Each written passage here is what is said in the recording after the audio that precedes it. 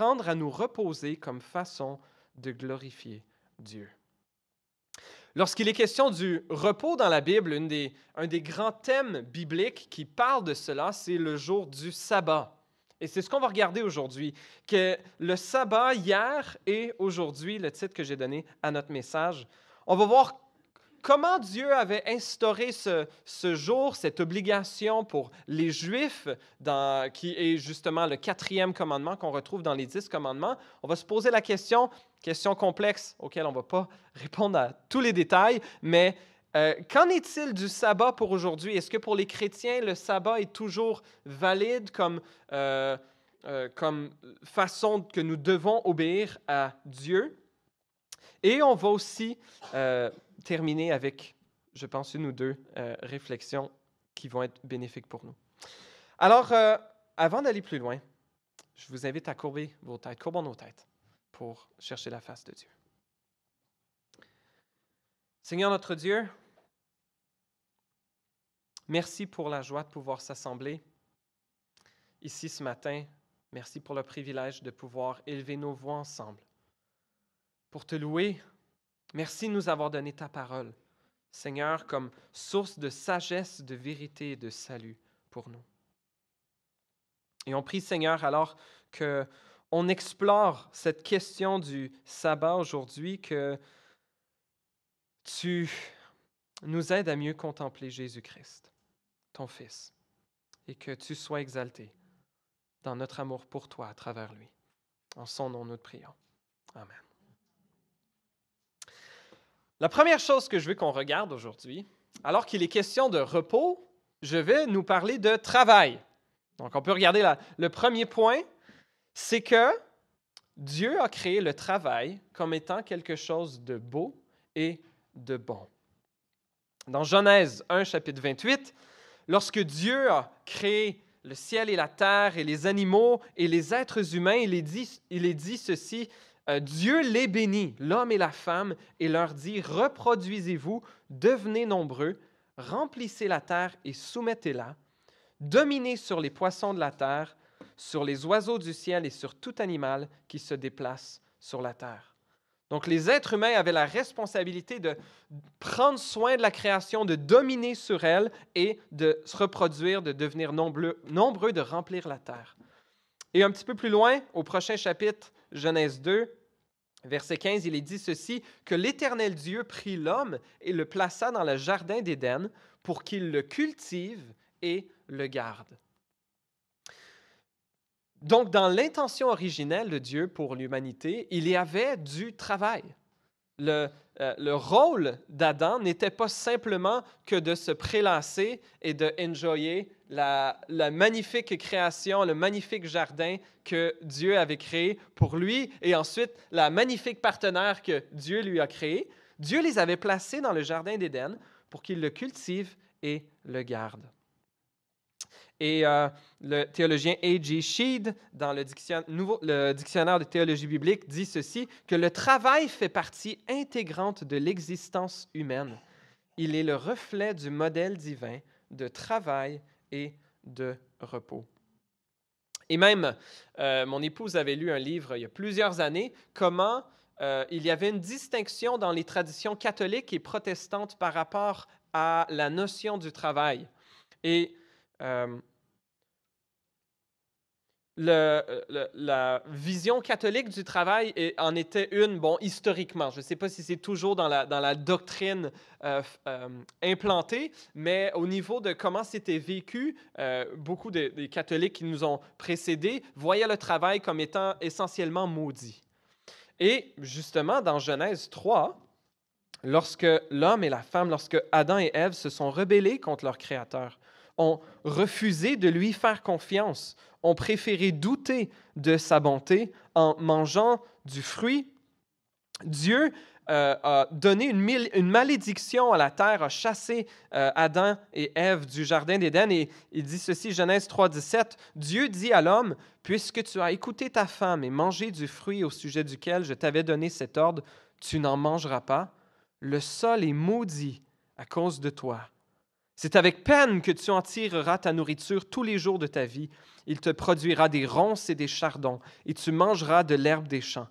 C'est à la sueur de ton visage que tu mangeras ton pain, et ce jusqu'à ce que tu retournes à la terre, puisque c'est d'elle que tu as été créé. Oui, oui, tu es poussière, et tu retourneras à la poussière. Donc, ce texte n'est pas juste pour les catholiques, il fait partie de la Bible, il est pour tout le monde, mais ce texte nous montre comment, même si l'intention originelle de Dieu pour le travail était qu'il soit bon, avec la chute, avec l'entrée du péché dans le monde, avec la malédiction sur la terre, il s'ensuit que notre travail, depuis, est semé d'embûches. Il y a des ronces et des chardons, que ce soit si on est cultivateur, les mauvaises herbes qui poussent, si on travaille avec les gens, les péchés des autres et nos propres péchés qui se mêlent aux péchés des autres. Si on peut penser des catastrophes naturelles, qu'il n'y a pas de pluie, qu'il y a trop de pluie, il y a une difficulté à travailler dans un monde qui est maintenant sous la malédiction du péché. Cependant, le travail, cela ne veut, malgré que le travail soit maintenant difficile, ou plus difficile qu'il ne l'était originalement, cela ne veut pas dire que le travail est foncièrement mauvais en soi. De même que Dieu avait placé Adam et Ève pour prendre soin du jardin, pour y travailler, pour le cultiver, il fait partie de notre appel, de notre appel en tant que créature de Dieu, que de travailler pour le Seigneur, de travailler pour notre prochain, de travailler pour notre famille. Et même on voit que le travail fait partie de ce que les chrétiens devraient faire. On le voit dans le Nouveau Testament à quelques reprises. On voit comment l'apôtre Paul lui-même avait cherché à pourvoir à ses propres besoins et à ceux de ses compagnons dans certaines des villes où il servait. Dans 1 Thessaloniciens 4, versets 10 à 12, d'ailleurs, Paul mentionne aux Thessaloniciens, il dit ceci, « Mais nous vous encourageons, frères et sœurs, à progresser encore, à vous efforcer de vivre en paix, à vous occuper de vos propres affaires et à travailler de vos mains, comme nous vous l'avons recommandé. Ainsi, votre conduite sera honorable aux yeux des gens de l'extérieur et vous ne serez dépendant de personne. » C'est un thème qui revient dans 2 Thessaloniciens au chapitre 3 également. Donc, pour Adam, tout comme nous, notre travail n'est pas séparé de notre adoration. Notre travail fait partie de notre rôle comme être créé à l'image de Dieu, comme façon que nous reflétons l'image qu'il a placée en nous. Et d'ailleurs, les sages d'Israël favorisaient le travail assidu et dénonçaient la paresse. Dans le livre des Proverbes, il y a ce célèbre paragraphe de Salomon qui a probablement servi d'inspiration à la fable de La Fontaine sur la cigale et la fourmi, où Salomon dit ceci, « Va vers la fourmi paresseux, observe son comportement et deviens sage. Elle n'a ni chef, ni inspecteur, ni supérieur. En été, elle prépare sa nourriture. Pendant la moisson, elle récolte de quoi manger. Paresseux, jusqu'à quand resteras-tu couché? Quand te lèveras-tu de ton sommeil? Tu veux somnoler un peu? Te reposer encore? Juste croiser les mains pour dormir? Voilà que la pauvreté te surprend comme un rôdeur et la misère comme un homme armé. » La Bible ne favorise pas une forme de foi en Dieu où j'ai confiance que Dieu va prendre soin de moi et donc je me repose en permanence et je ne fais rien. Je ne fais que prier et attendre que Dieu me donne ce que j'ai besoin pour manger. Non, je vais travailler. Je vais chercher du travail. Et évidemment, ceux qui n'ont pas la santé, ceux qui n'ont pas les capacités de travailler, bien, on est comme individus, comme Église, comme société appelée à prendre soin des plus démunis. Et merci Seigneur, au Canada, il existe différentes façons de prendre soin des gens qui sont dans une saison de vie plus difficile au niveau du travail, mais il faut être vigilant de ne pas abuser et de ne pas abuser du chômage, de ne pas abuser du bien-être social. S'assurer que si nous avons besoin de ces mesures données par Dieu, que nous en bénéficions pour le moment que cela est bénéfique et que nous faisons nos efforts pour aller chercher, trouver du travail, pour prendre soin de nous-mêmes et pouvoir être généreux envers les autres. Plusieurs autres proverbes également parlent de l'importance du travail bien fait et dénoncent la paresse. Le livre de l'Ecclésiaste aussi nous parle de l'importance de jouir de son travail. Et même l'Ecclésiaste, il y a ce genre de refrain qui revient à plusieurs reprises dans ce livre de sagesse. Ecclésiaste 2, versets 24-25, dit « Le seul bonheur pour l'homme », c'est intéressant et ça va être un peu mitigé par après, mais le seul bonheur pour l'homme consiste à manger, à boire et à se donner du plaisir dans son travail, mais cela aussi, je l'ai bien vu moi-même, dépend de Dieu. Alors, il y a une bonté de la part de Dieu que nous puissions jouir du travail qui est bien fait. Et en plus, le travail nous donne l'opportunité de, ensuite, prendre congé. On travaille au Canada, souvent on a des semaines de 5 jours de travail et ensuite une fin de semaine de 2 jours de congé qui parfois sont les opportunités pour nous de faire tout ce qu'on n'a pas réussi à faire dans nos 5 jours de travail. Alors, c'est vraiment pas congé la fin de semaine non plus. Mais qu'est-ce qui est le plus important? Est-ce que c'est le travail ou c'est le repos?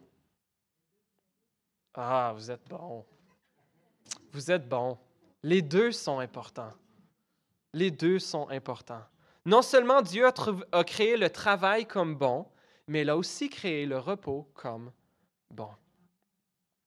Et justement, à la fin de la création, on voit dans Genèse chapitre 1, Genèse chapitre 2, c'est le premier verset de Genèse 2, si vous suivez avec moi, dit ceci. « C'est ainsi que furent terminés le ciel et la terre et toute leur armée. Le 7e jour, Dieu mit un terme à son travail de création. Il se reposa de toute son activité le 7e jour. Dieu bénit le 7e jour et en fit un jour saint, parce que ce jour-là, il se reposa de toute son activité, de tout ce qu'il avait créé. » On n'a pas de démonstration dans la suite de la Genèse qu'il y ait eu une forme de jour de sabbat, de jour de congé. Certains pensent, ou de jours où il n'y avait aucun travail qui a été fait. Certains pensent que c'est les patriarches, les Israélites le faisaient de base. C'est possible. C'est possible, mais la première fois qu'il est question de sabbat, après, c'est dans Exode 16. Une fois que le peuple d'Israël est sorti d'Égypte, qu'ils ont été libérés de leur esclavage et qu'ils sont amenés dans un lieu qu'on appelle le désert et où ils n'ont pas de nourriture et où Dieu leur donne la manne. Peut-être que vous vous souvenez de cet épisode où Dieu leur donne cette forme de rosée comestible, ou qu'ils peuvent ramasser le matin et avoir une section à manger à tous les jours. Or, Dieu leur dit, le 6e jour, vous ramasserez une quantité double, parce qu'il n'y en aura pas le 7e jour. Et même si, en tout cas, je vous épargne les détails, le 7e jour, il n'y a pas de manne qui tombe, parce que c'était le jour du Shabbat, en hébreu, qu'on dit sabbat en français, qui veut dire c'était le jour du repos.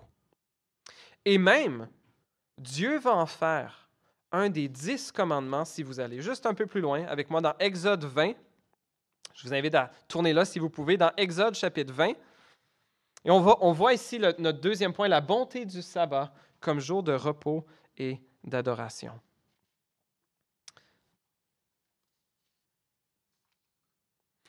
Exode chapitre 20, le verset 8 à 11. Oui, c'est ça. Et là, le peuple d'Israël est sur le bord du mont Sinaï et Dieu est en train de leur parler directement. Ils entendent sa voix de façon audible au milieu du feu et de la fumée. Et Dieu leur donne ce qu'on appelle d'habitude le 4e commandement au verset 8, où Dieu leur dit, « Souviens-toi de faire du jour du repos ou du jour du sabbat un jour saint. Pendant 6 jours, tu travailleras et tu feras tout ce que tu dois faire.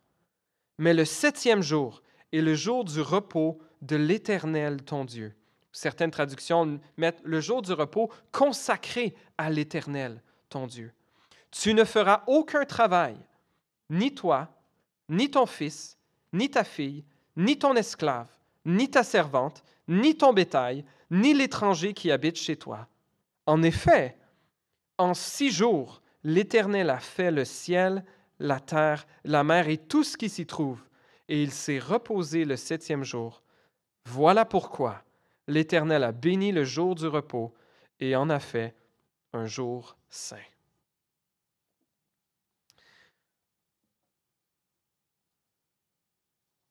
Un jour où les Israélites devaient cesser toute forme de travail.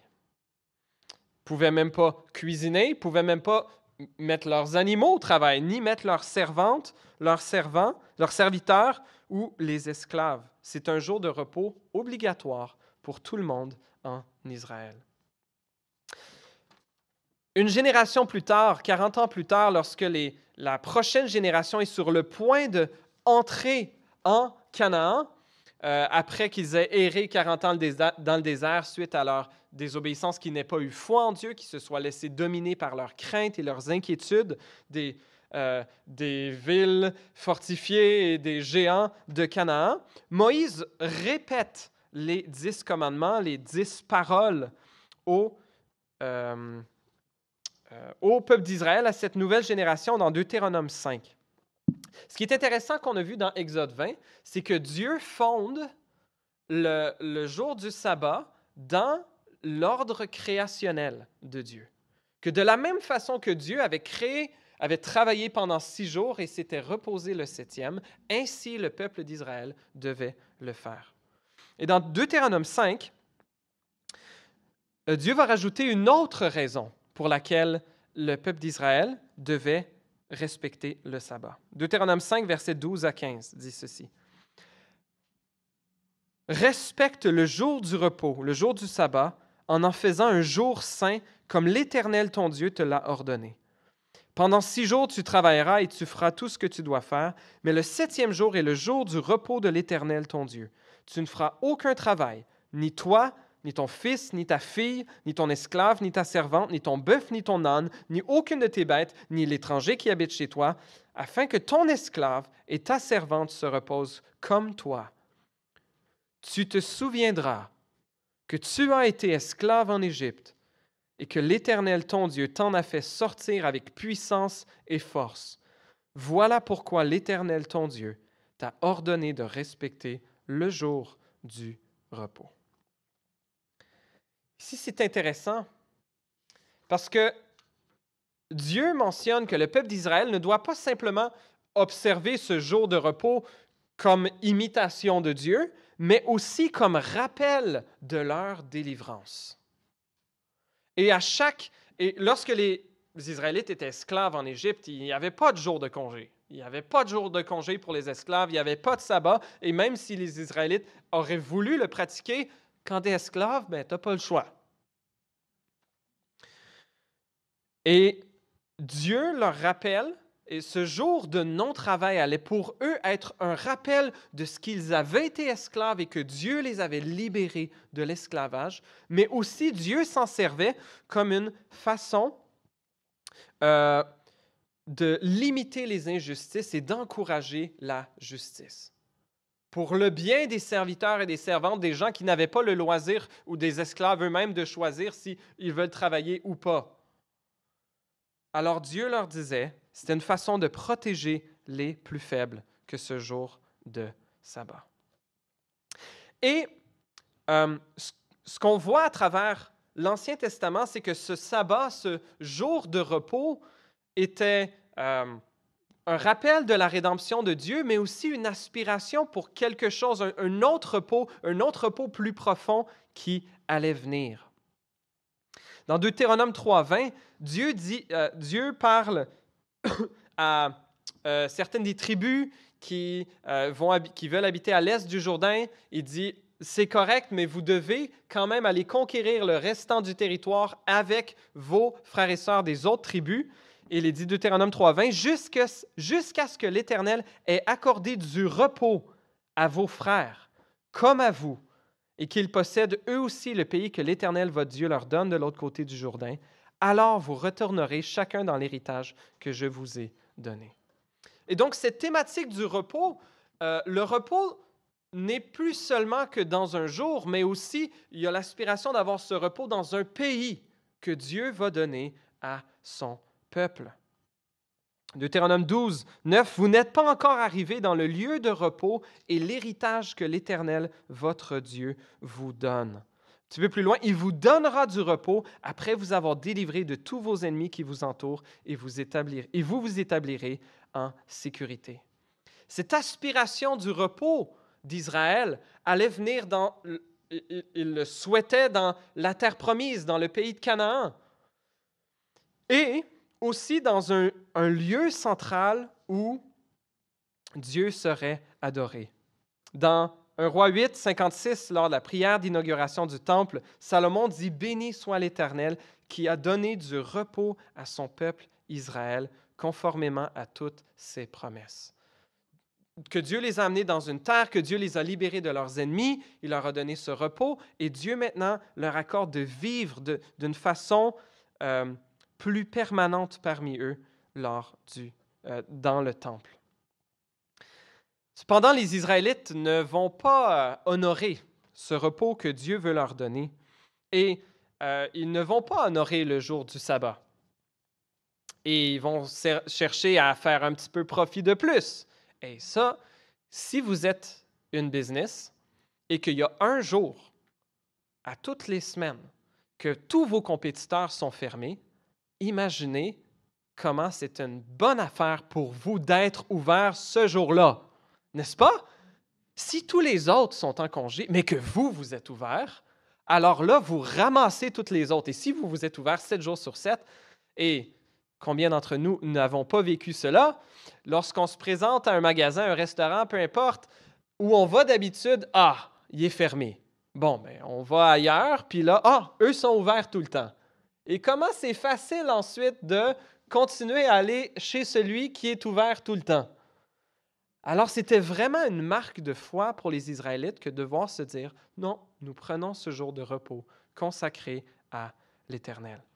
Et sans surprise, beaucoup n'ont pas honoré ce sabbat, et Dieu annonçait par les prophètes que c'était une des nombreuses façons que le peuple d'Israël désobéissait à Dieu, et la plus grande d'entre elles étant leur idolâtrie délibérée, le fait qu'ils peut-être pas entièrement détourné de l'Éternel, mais oui, on adore encore l'Éternel, mais un petit peu de Moloch, puis un petit peu de Baal, et un petit peu d'Astarté, en plus de l'Éternel. Mais l'Éternel voulait un culte à lui seul.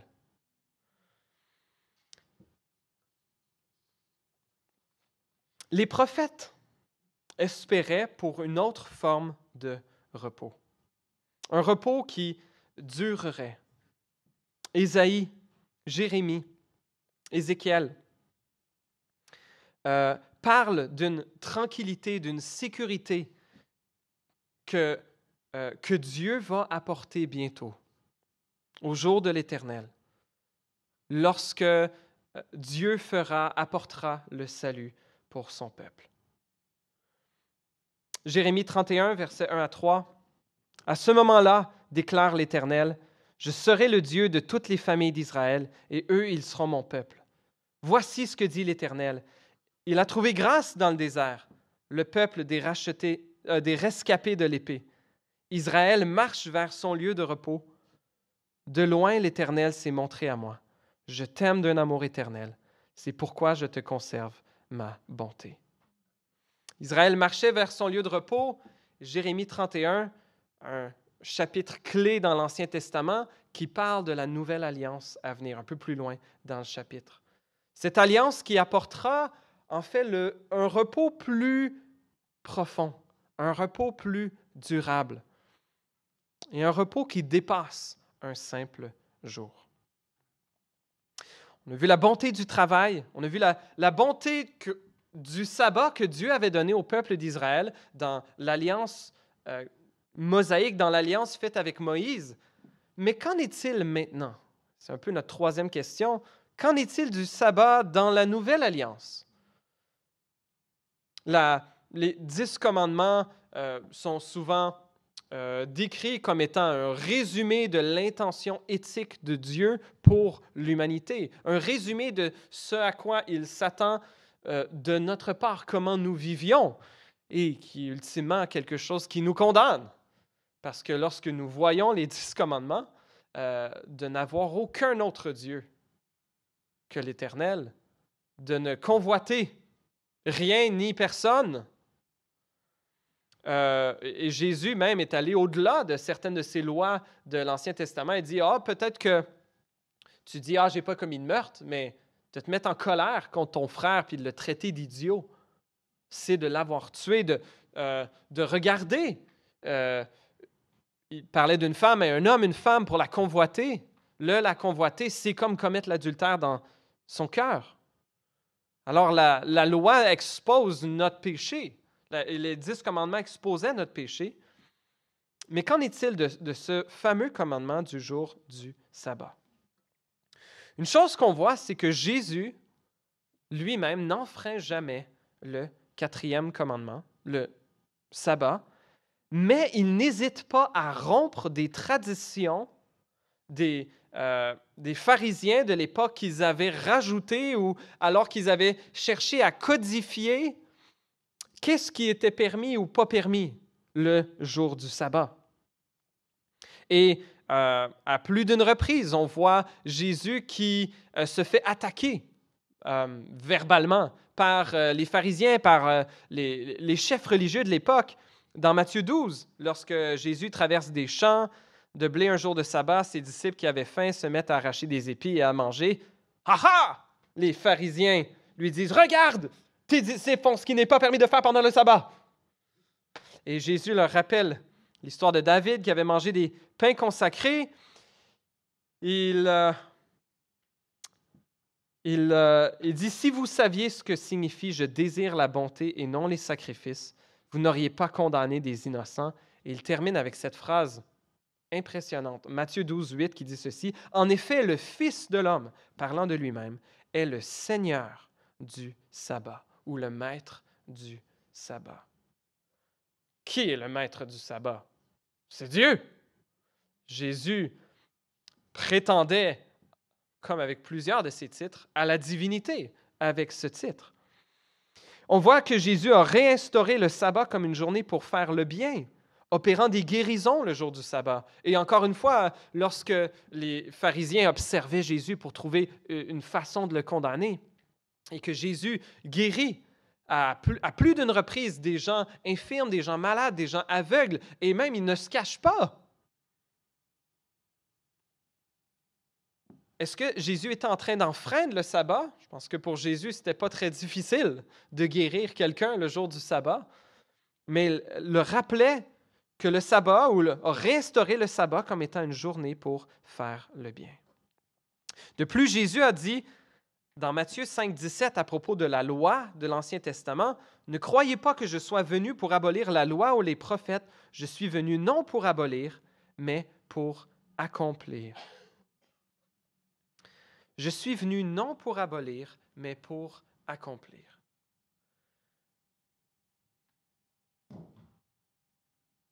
Notre soif de repos est toujours là aujourd'hui. Que nous menions des vies à très grande vitesse ou que nous menions des vies peut-être à trop petite vitesse, nous vivons tous une forme de fatigue, une charge émotionnelle, psychologique. spirituelle. Et la semaine passée, on a vu cette magnifique promesse que Jésus a faite à tous ceux qui viennent à lui, à ceux qui se savent pécheurs, à ceux qui se savent incapables de mériter la grâce de Dieu. Effectivement, la grâce, ça ne se mérite pas. Jésus est celui qui est venu nous offrir un repos comme ce que rien dans ce monde ne peut nous offrir. Matthieu 11, 18, on l'a lu la semaine passée. « Venez à moi, dit Jésus, vous tous qui êtes fatigués et courbés sous un fardeau, et je vous donnerai du repos. Acceptez mes exigences et laissez-vous instruire par moi, car je suis doux et humble de cœur, et vous trouverez le repos pour votre âme. En effet, mes exigences sont bonnes et mon fardeau léger. »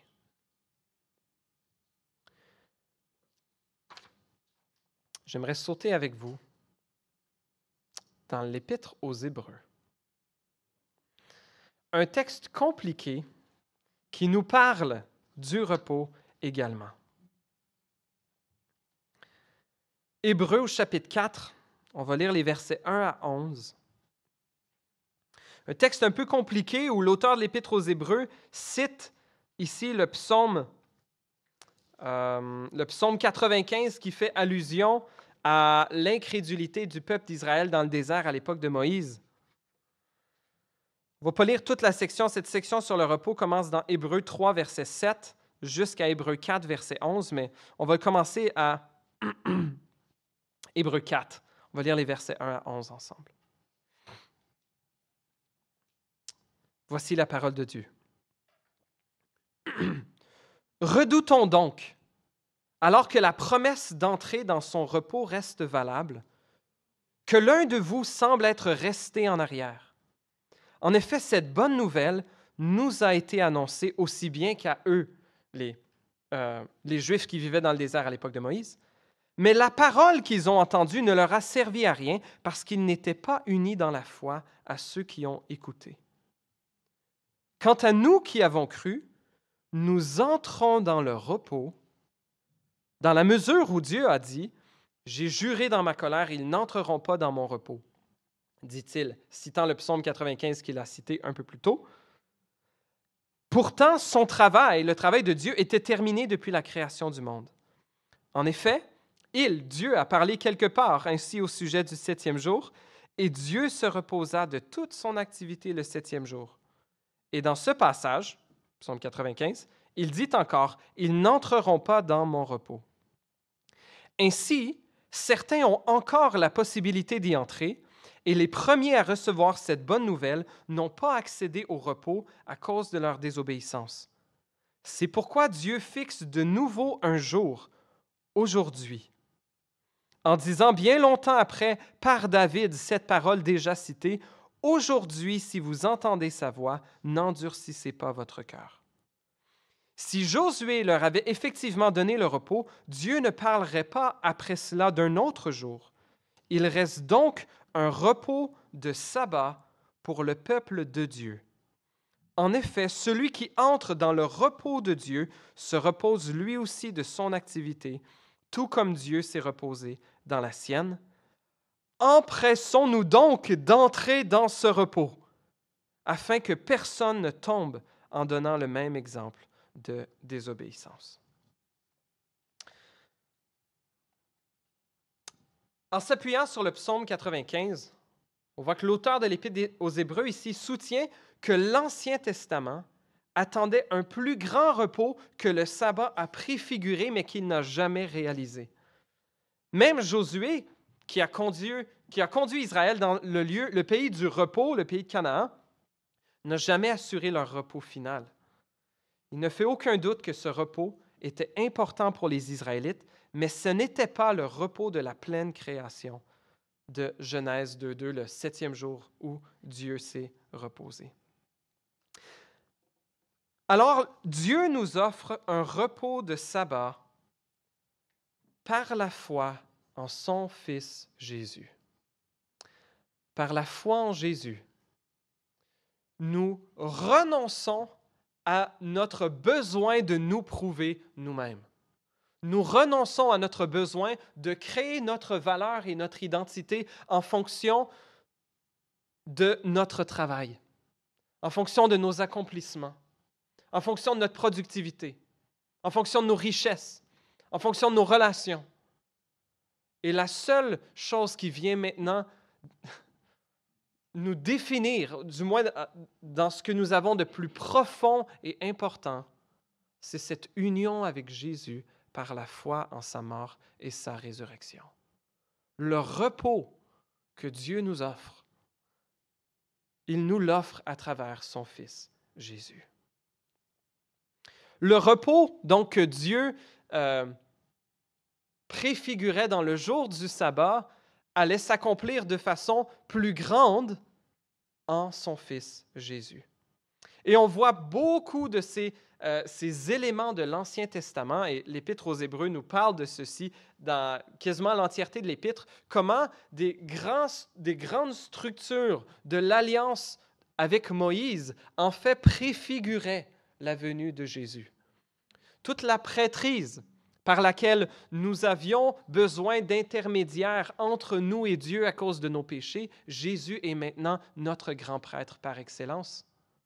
Tout ce besoin de sacrifice pour que nous soyons purifiés, lavés de nos fautes, purifiés de notre impureté. Maintenant, Jésus est venu être l'agneau de Dieu qui ôte le péché du monde. Et nous n'avons plus besoin de la prêtrise, nous avons Jésus. Nous n'avons plus besoin de sacrifice, nous avons Jésus. Nous n'avons plus besoin du temple ou du tabernacle, nous avons maintenant Jésus. Et ainsi, nous n'avons plus besoin du sabbat comme obligation légale, car le plus grand repos vers lequel le sabbat pointait est en Jésus. 2 textes du Nouveau Testament, ou peut-être 3 d'entre eux qui soutiennent cette interprétation. Et il y a des chrétiens qui sont d'avis divergents par rapport à ce qu'on devrait encore aujourd'hui observer un jour de repos. Certains chrétiens croient que c'est encore le samedi que ça devrait être le cas, même que les chrétiens devraient se réunir le samedi. Nos amis les adventistes du 7e jour ont cette lecture des Écritures. Il y a plusieurs branches de chrétiens, protestants également, qui croient que maintenant, ce jour du sabbat a été transféré au dimanche, comme le jour de la résurrection, le jour où les croyants dans le Nouveau Testament s'assemblaient. On voit à plusieurs reprises, et même dans Apocalypse 1, le premier jour de la semaine est appelé le jour du Seigneur. Il voit un genre de transfert de ce jour du sabbat vers le dimanche, comme un jour d'adoration et un jour de repos. Et les chrétiens ne devraient pas travailler, ne devraient pas acheter le dimanche. Et ce n'est pas ma lecture du Nouveau Testament, entre autres, avec ce que je vous ai partagé, et je vous partage quelques textes ici. Galates 4, versets 8 à 11. Non, je vais juste lire le verset 10, où Paul, parmi à la ville dans la région de la Galatie, il y avait des enseignants qu'on appelle des judaïsants, qui disaient, oui, c'est bien de croire en Jésus, mais il faut aussi appliquer la loi de Moïse. Il faut aussi, par exemple, se faire circoncire, les messieurs. Il faut aussi manger cachère, suivre les lois alimentaires. Il faut aussi suivre le sabbat et toutes ces règles. Et Paul mentionne de façon très vive dans l'Épître aux Galates que la circoncision ne sert à rien en elle-même et que si c'est fait comme moyen de salut, c'est totalement du gaspillage. Et même par rapport au sabbat, il y a ce verset 10, Galates 4, verset 10, où Paul dit « Vous faites très attention aux jours, aux mois, aux saisons et aux années. » Il dit « J'ai peur d'avoir inutilement travaillé pour vous. » Un exemple de ces gens qui mettaient beaucoup d'importance à suivre la loi de l'Ancien Testament et qui, Paul dit, n'est plus nécessaire maintenant que la réalité, qu'il y avait l'ombre, maintenant le vrai, le réel est présent. Encore une fois, Colossiens 2, 16 à 17, Paul dit que personne donc ne vous juge au sujet du manger ou du boire, ou à propos d'une fête, d'un nouveau mois, ou du sabbat, ou des sabbats. Tout cela n'était que l'ombre des choses à venir, mais la réalité est en Christ. Troisième texte, Romains 14. Paul parle des forts et des faibles dans la foi, qu'on ne doit pas, ou qu'il y a une liberté de conscience par rapport à certaines façons de pratiquer sa foi chrétienne. Il donne des exemples comme de manger des viandes sacrifiées aux idoles ou respecter les lois alimentaires de l'Ancienne Alliance, ou même de faire les différences entre des jours. Romains 14, verset 5, « L'un fait une différence entre les jours et un autre les estime tous égaux, que chacun ait dans son esprit une pleine conviction.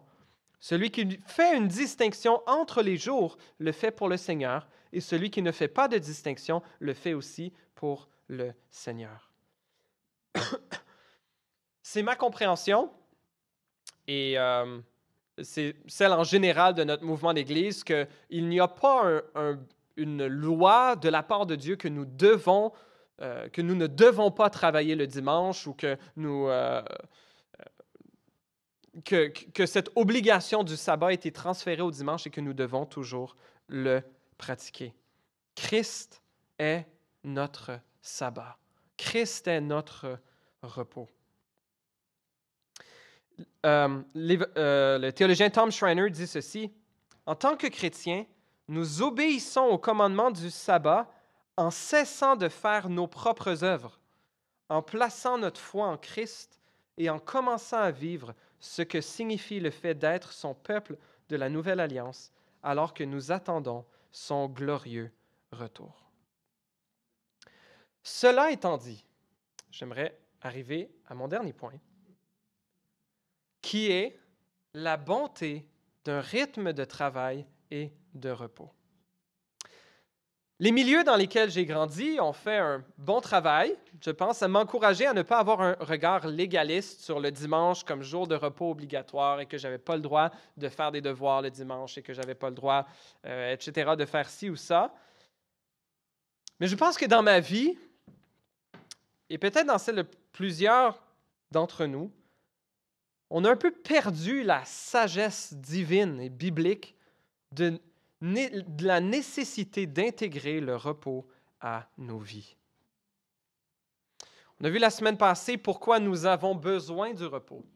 Avec notre histoire des deux bûcherons ce matin, tantôt, on n'est pas des machines qui peuvent travailler sans cesse. Et nous ne sommes pas Dieu. Nous avons besoin de dormir. Et je pense voir la beauté du fait que nous n'avons plus à observer un sabbat ou un jour de repos, loi imposée. Plusieurs d'entre nous, et certainement moi-même, on a un peu perdu de vue comment le fait de se reposer et d'intégrer des temps de repos, que ce soit un jour, un 24 heures dans la semaine ou des temps prédéfinis pour vraiment s'arrêter, est en fait non seulement nécessaire pour qu'on soit capable de continuer, mais une façon de honorer Dieu, de le glorifier et de l'adorer. Tim Keller dit ceci, « Avec le repos, nous sommes libérés du besoin de gagner notre salut par notre travail. » Tim Chester dit ceci, « Le principe du sabbat, qui consiste à équilibrer travail et repos sur une période de 7 jours, a encore beaucoup à apprendre à notre société accro au travail. Bien souvent, nous nous épuisons au travail toute l'année, puis nous essayons de concentrer tout notre repos au cours de nos 5 semaines de congé. » Je ne sais pas qui a 5 semaines de congé ici, je ne vous fais pas lever la main, mais la solution la plus saine consiste à équilibrer travail et repos au cours de chaque semaine. Intéressant. On doit déjà le pratiquer dans nos vies quotidiennes, n'est-ce pas? Tous ceux qui ont passé une nuit blanche pour finir un travail d'école savent que c'est pas très bon à long terme. Ou ceux qui ont passé une nuit blanche à veiller sur un malade, ou peu importe les raisons, on a besoin de dormir à tous les jours. Et on a un peu besoin d'avoir des moments dans la semaine où on se repose à chaque semaine. Et c'est bénéfique aussi dans l'année d'avoir des semaines où on se repose de notre travail habituel pour recharger notre corps, nos batteries de notre corps, notre cerveau pour penser à autre chose, mais aussi pour recharger notre âme et pour recommunier avec notre Créateur et notre Rédempteur. Alors que le sabbat servait pour le peuple d'Israël comme un rappel qu'ils appartenaient au Dieu créateur qui avait créé toutes choses en 6 jours et s'était reposé le 7e, et qu'eux aussi imitaient Dieu dans leur repos, et aussi que ce jour de sabbat est un rappel de la libération, que Dieu les avait libérés de l'esclavage. En Christ, nous avons cela et bien plus.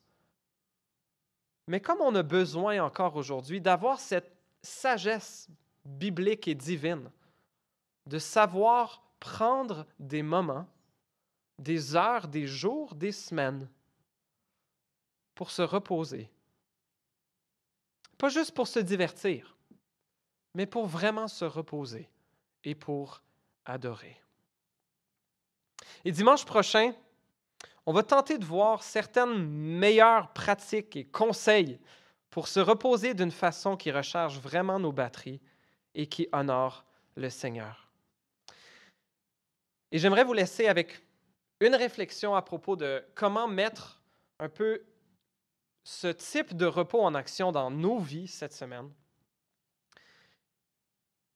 C'est de se poser la question, OK, si j'ai un bloc de repos, que ce soit une journée, un 24 heures, que ce soit une soirée, que ce soit le restant de la journée aujourd'hui, se poser la question, qu'est-ce qui est pour moi du repos et de l'adoration?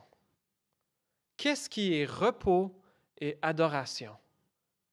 Et nous trouverons, et ça peut être du jardinage, ça peut être une sieste, ça peut être de prier, ça peut être d'aller prendre une marche, ça peut être de faire l'amour si vous êtes marié. Qu'est-ce qui est repos et adoration? Et je pense que si on trouve ce sweet spot-là, en bon français, on va expérimenter un peu, je pense, de ce que nous allons expérimenter au jour du retour de Jésus, où nous entrerons vraiment pleinement dans le repos que Dieu nous prépare. Et je vous encourage après, en quittant, lorsque vous allez jaser, restez pour jaser les uns avec les autres, mais à vous partager l'un à l'autre quelque chose que vous pensez faire cette semaine qui va pour vous être repos et adoration. Et nous encourager les uns aux autres aux bonnes œuvres et à un repos qui est adoration de notre Créateur et Rédempteur. Prions. Seigneur notre Dieu, on veut te demander pardon de notre tendance à chercher notre valeur et notre identité dans ce que nous faisons, plutôt que dans qui nous sommes en Jésus. Seigneur, pardonne-nous de mener des vies à trop grande haleine, à des vies qui vont trop vite, trop remplies, avec pas de repos parce qu'on vit pour l'approbation des autres ou qu'on a peur du regard des autres, qu'on ne veut pas dire non. Pardonne-nous, Seigneur, de chercher notre valeur dans nos possessions, dans nos accomplissements, dans une promotion dans le regard des autres. Et aide-nous, Seigneur, à nous reposer vraiment dans l'œuvre que Jésus a accomplie pour nous racheter et faire de nous tes enfants, oh Dieu. Aide-nous à expérimenter en ton Fils Jésus une part de ce repos que tu réserves à tous tes enfants lorsque Jésus reviendra. Et même si, Seigneur, nous ne sommes, en tout cas c'est ma compréhension, nous ne sommes plus liés ou nous n'avons plus cette obligation d'avoir ce jour de repos obligé, un jour fixé dans la semaine, réapprends-nous, Seigneur, si nous en avons besoin.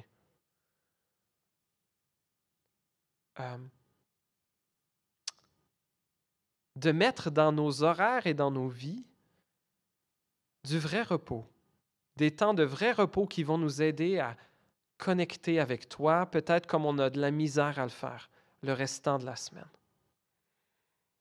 Oui, Seigneur, aide-nous ensemble, comme Église, à savoir mieux nous reposer pour mieux travailler et aussi pour mieux adorer. Nous te demandons ces choses dans ton Fils Jésus. Amen.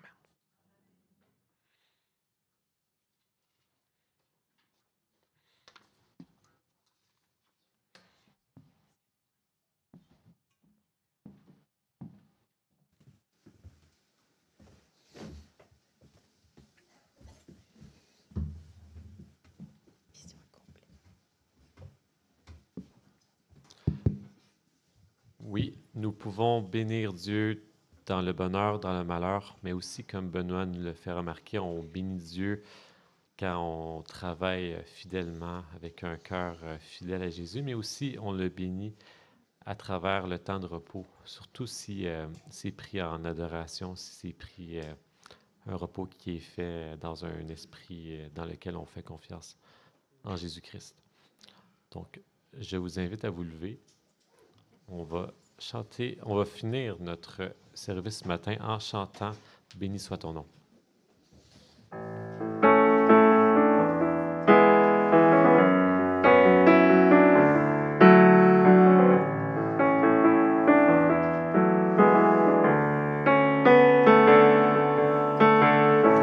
Béni soit ton nom, là où tu donnes l'abondance et déverses ta bienveillance. Béni soit ton nom.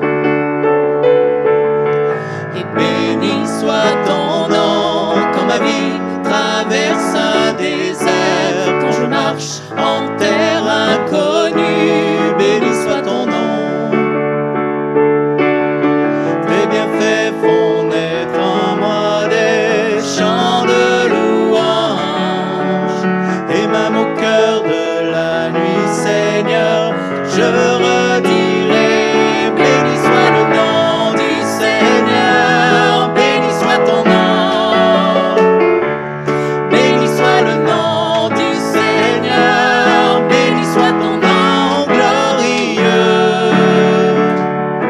Béni soit ton nom, quand sur moi brille le soleil, quand la vie semble me sourire. Béni soit ton nom.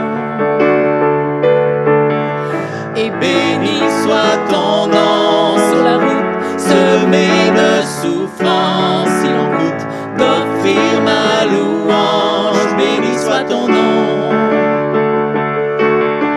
Tes bienfaits font naître en moi des chants de louange, et même au cœur de la nuit, Seigneur, je redirai, béni soit le nom du Seigneur, béni soit ton nom, béni soit le nom du Seigneur, béni soit ton nom glorieux. Tu donnes et tu reprends, tu donnes et tu reprends. Mon cœur choisit de dire, oh béni soit ton nom. Tu donnes et tu reprends, tu donnes et tu reprends. Mon cœur choisit de dire, oh béni soit ton nom, béni soit le nom du Seigneur, béni soit ton nom, béni soit le nom du Seigneur, béni soit ton nom glorieux. Amen. Merci beaucoup. Je souhaite une bonne semaine, une bonne journée de repos à ceux qui ont le luxe de pouvoir se reposer aujourd'hui. Ce qui inclut pas tous les responsables de la classe du dimanche, parce qu'on a un 15 minutes de travail apparemment. On doit se réunir dans la salle de la pouponnière, si je ne me trompe pas. Et à tout le reste de l'Assemblée, un bon temps de repos. Merci.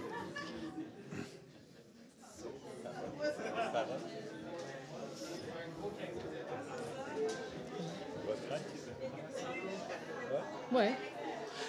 Béni soit le nom du Seigneur.